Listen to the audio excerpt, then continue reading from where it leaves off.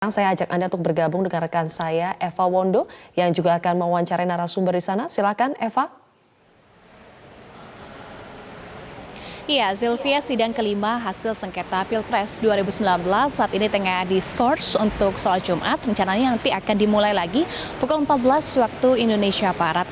Agenda sidang hari ini adalah mendengarkan keterangan saksi dan ahli yang dihadirkan oleh pihak terkait. Dalam hal ini adalah paslon nomor urut 01 Joko Widodo Kiai Haji Ma'ruf Amin. Sudah diperdengarkan keterangannya dua saksi hari ini dari Joko Widodo Kiai Haji Ma'ruf Amin, yakni Chandra Irawan dan juga Anas Nasikin.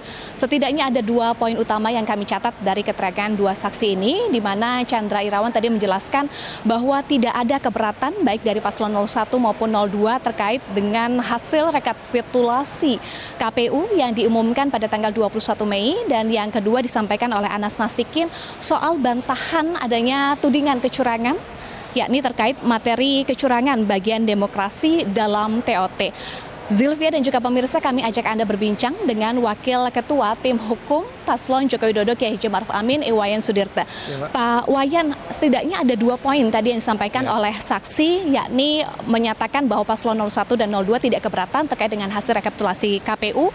Dan yang kedua adalah soal tudingan kecurangan dalam TOT dibantah. Mengapa 2 poin ini yang kemudian menjadi fokus utama yang disampaikan oleh saksi yang dihadirkan oleh pihak terkait?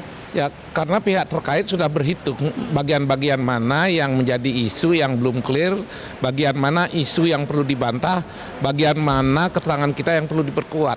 Untuk saksi kita memang 2 poin penting itu. Pertama, kenapa penting sekali kita mengangkat saksi Chandra? Agar dia bisa menjelaskan pada masyarakat bahwa hitungan dari KPU sangat valid.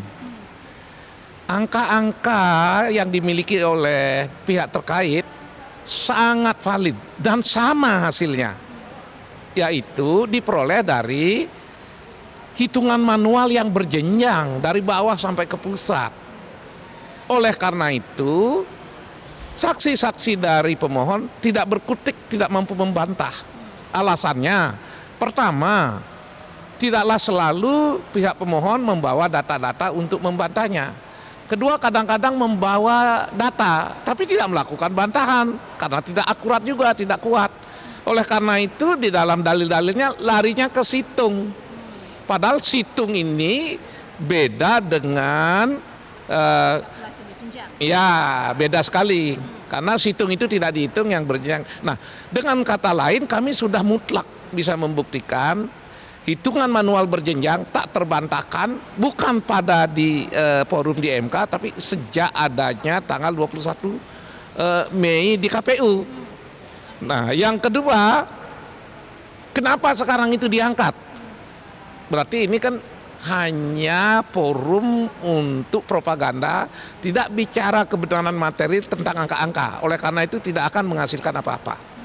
Yang kedua, mengenai masalah isu bahwa demokrasi nggak bisa dilepaskan dari kecurangan, ini dibalik oleh Khairul Anas. Khairul Anas memberi kesan, dan kalau orang keliru menangkap seolah-olah di forum itu mengajarkan kita berbuat curang karena dalam demokrasi memang udah lazim. Padahal bukan begitu maksudnya. Kami hadirkan saksi untuk mengklarifikasi. Pertama yang diklarifikasi adalah kalau ada kebohongan yang mengatakan Pak Muldoko membuat slide. Kalau Pak Muldoko menerangkan bahwa di dalam demokrasi kecurangan selalu ada. Bukan begitu. Pak Muldoko itu bicara malamnya. Sedangkan slide ini dibagikan awal. Siapa yang membuat slide ini? Kita hadirkan saksi, namanya Anas Nasihin. Anas Nasihanlah saksi yang paling otentik untuk bercerita itu, karena dia yang membuat slide itu. Lalu dia terangkan, sehingga rakyat tadi menonton. Apa keterangannya Anas Nasihin? Memang keniscayaan setiap pemilu adu kecurangan, itu fakta. Tapi peserta diajarkan, agar itu tidak terjadi, kalian harus tahu kecurangan-kecurangan itu didetailkan agar bisa dilawan supaya hasil pemilu ini tidak berdasar kecurangan.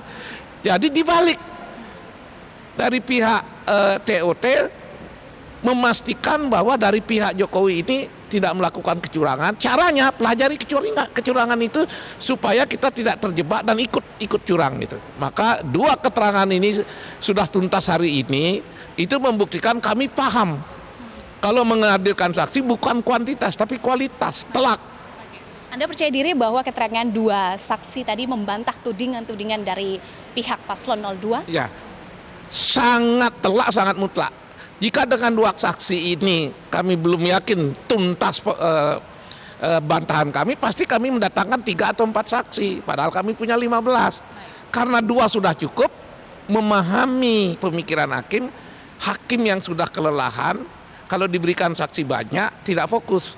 Lebih baik 2 tapi telak dan di awal, sehingga hakim masih fresh bisa menangkap ini. Disodorkan tadi konfirmasi, lengkaplah 2 keterangan saksi ini didukung oleh alat bukti.